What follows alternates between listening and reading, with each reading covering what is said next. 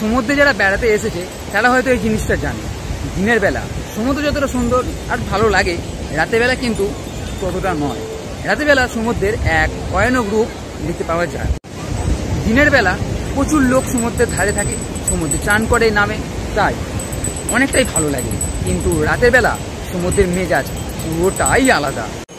রাস্তার ধারে যে এই আলোগুলো, স্ট্রিট লাইটের আলোগুলো আছে, সেইগুলোর জন্যই সমুদ্রকে দূর থেকে দেখলে ভালো মনে হবে। আর যদি এই আলোগুলো না থাকে তাহলে রাতের বেলা সমুদ্রে মানুষ নামতেও ভয় পাবে। তার কারণ তার যে গর্জন, সেটাতেই মানুষের ভয় দুগুণ বাড়িয়ে দেবে। পুরো অন্ধকারে সমুদ্রের এক আঁতকে ওঠার মতন পরিস্থিতি হতে পারে। সমুদ্র আমার কাছে দিনের বেলা এবং রাতের বেলা দুটো আলাদা মনে হয়েছে।